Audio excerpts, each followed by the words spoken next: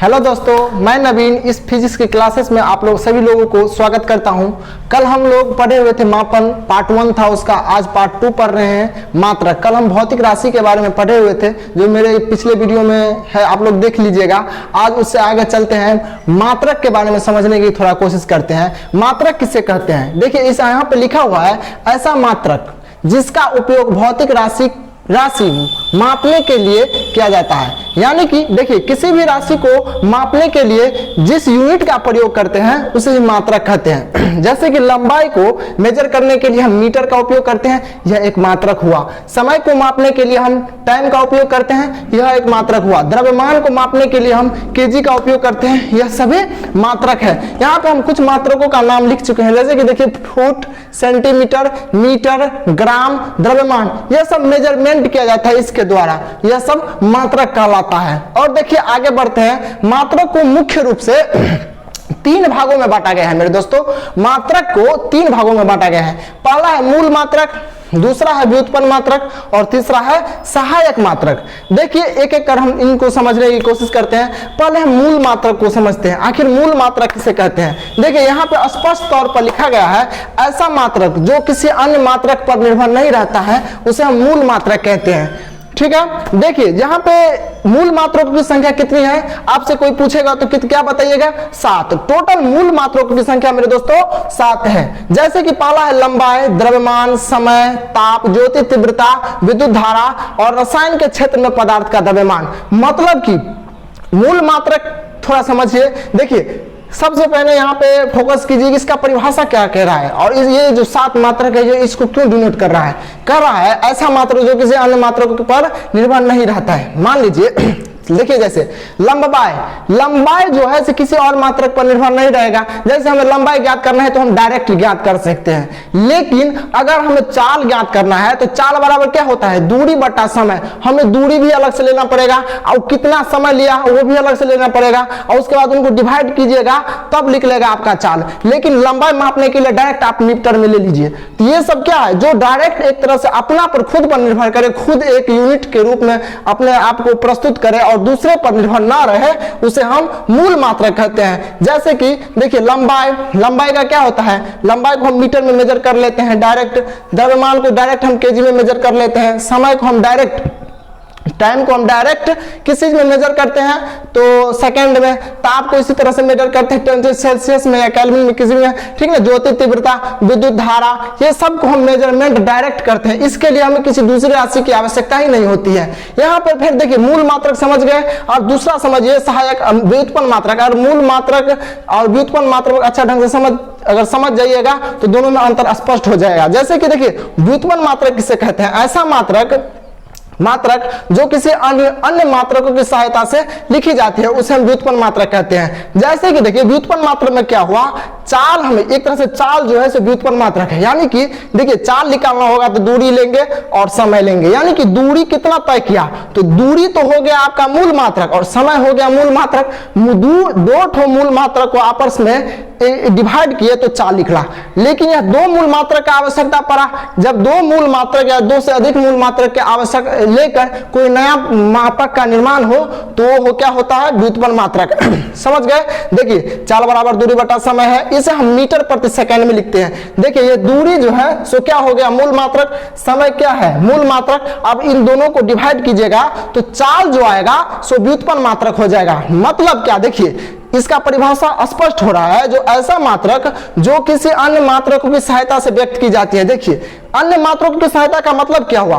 दूरी और समय, यह दोनों अन्य मात्रक है। इन दोनों को आप डिवाइड किए तो चाल एक नया मात्रक के रूप में बन के आया। यही हुआ व्युत्पन्न मात्रक। जैसे कि देखिए बल बराबर क्या होता है? यानी कि फोर्स को हम m इंटू ए से दिखाते हैं। m का मतलब होता है द्रव्यमान और a का मतलब होता है एक्सेलरेशन, यानी कि मास अलग हुआ, एक्सेलरेशन अलग हुआ। देखिए 2 अलग अलग मात्रक का आपस में सहायता के साथ इसे व्यक्त किए हैं तो यह बल का मात्रक, एक तरह से बल समझिए तो व्युत्पन्न मात्रक है। लेकिन अगर मूल मात्रक की बात करी जाए तो मूल मात्रक अकेले आएगा, वह मेजर करके चला जाएगा। जैसे कि लंबाई, खुद इसे किसी भी मात्रक की अलग से कोई दूसरा मात्रक की आवश्यकता नहीं है। लंबाई आएगा वो उसे मीटर में मेजर करते, डायरेक्ट मीटर में माप लीजिए, आप हो गया काम। द्रव्यमान आया, द्रव्यमान सीधे केजी में माप लीजिए, काम खत्म। लेकिन जैसे ही हम व्युत्पन्न मात्रक पे आएंगे तो चाल बराबर दूरी बटा समय। देखिए तो चाल एक नया मात्रक है और इसे व्यक्त करने के लिए दूरी और समय दोनों की आवश्यकता होती है, इसीलिए यह व्युत्पन्न मात्रक है। हम व्युत्पन्न मात्रक और भी लेते हैं और थोड़ा समझने की कोशिश करते हैं। साथ में व्युत्पन्न मात्रक हो गया और उसके बाद सहायक मात्रक भी हम थोड़ा समझने की कोशिश करते हैं। तो चलिए मेरे दोस्तों आगे की ओर बढ़ते हैं। तो चलिए दोस्तों आगे की ओर बढ़ते हैं और समझने की कोशिश करते हैं। देखिए सबसे पहले मूल मात्रकों की संख्या हम अभी बताए हुए थे कि 7 है, जिसमें पहला क्या था, लंबाई था। दूसरा क्या था दोस्तों मेरे, द्रव्यमान था। तीसरा क्या था, समय था। और चौथम क्या था, ताप था। और पांचम क्या था, ज्योति तीव्रता। और छठम जो था विद्युत धारा। और सातम था मेरे दोस्तों पदार्थ का द्रव्यमान। देखिए इसका कुछ संकेत होता है, समझ लीजिए थोड़ा। लंबाई का संकेत हम क्या लिखेंगे, m। द्रव्यमान को हम कैसे दिखाएंगे, केजी में दिखाएंगे। और समय को एस से दिखाएंगे। ताप को केल्विन में दिखाएंगे। ज्योति तीव्रता को सीडी में दिखाएंगे। विद्युत धारा को ए में दिखाएंगे यानी एम्पियर दिखाए। पदार्थ का द्रव्यमान को एम यानी मोल में दिखाएंगे। समझ गए होंगे। चलिए आगे की ओर बढ़ते हैं और थोड़ा समझते हैं। व्युत्पन्न मात्रक का कुछ उदाहरण लेते हैं। जैसे कि हम दो तीन यहाँ पे लिखे हुए हैं, लेकिन हम इसको जैसे कि हम देखिए व्युत्पन्न मात्रक क्या होता है, कार्य होता है, ऊर्जा होता है, बल होता है, शक्ति होता है, वेग होता है, त्वरण होता है।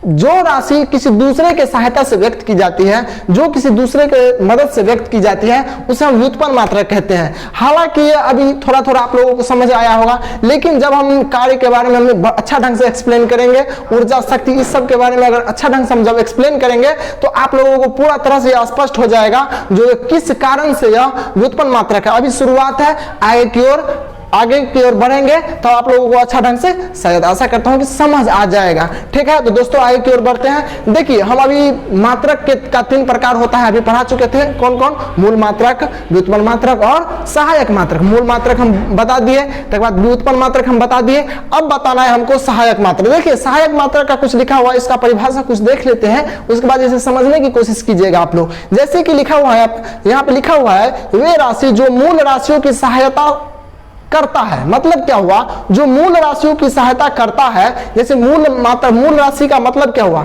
मूल राशि जैसे लंबाई, द्रव्यमान, समय, ये सब मूल राशि हुआ, लेकिन इसका सहायता करता है। मतलब कि इसे, इसका जो संकेत, जैसे कि देखिए लंबाई का हम मीटर में भी माप सकते हैं, सेंटीमीटर में भी माप सकते हैं। ठीक है, ऐसे ही हम उसको अनेक प्रकार से हम माप सकते हैं। इसी तरह उसका सहायता यानी कि मूल मात्रक का सहायता करता है मापने के लिए। कहीं कहीं पे मीटर पे मापता है, कहीं कहीं पे फुट में मापता है, कहीं कहीं पे सेंटीमीटर पे मापता है। तो इसे ही मापने में जो सहायक करता है उसे हम मूल मात्रक कहते हैं। ठीक है, सहायक मात्रक कहते हैं। देखिए इसे व्यक्त करने के लिए निम्नलिखित प्रणाली है।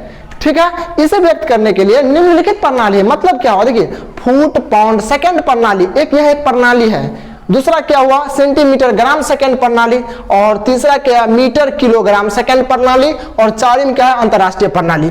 ठीक है, देखिए तो हर एक जगह जो है सो हर एक प्रक्रिया से किसी चीज को मापा जाता है। देखिए फुट, पाउंड, सेकंड प्रणाली का मतलब हुआ, देखिए फुट, पाउंड, सेकंड ये एक प्रणाली है, इसके माध्यम से किसी चीज को मेजर किया जाता है। जैसे कि फुट को हम किस में, लंबाई को हम फुट से मापेंगे, या फुट, पाउंड, सेकंड प्रणाली के अंतर्गत समझेंगे आप। लंबाई को हम फुट से मापेंगे, द्रव्यमान को हम पाउंड से मापेंगे और समय को हम सेकंड से मापेंगे। यह क्या है, फुट, पाउंड, सेकंड, यह एक अलग प्रकार का प्रणाली है। इसे हम सहायक मात्रक के अंतर्गत पढ़ते हैं। ठीक है, यह मापने की 4 प्रकार प्रणाली है। और देखिए दूसरा क्या है, सेंटीमीटर, ग्राम, सेकंड प्रणाली।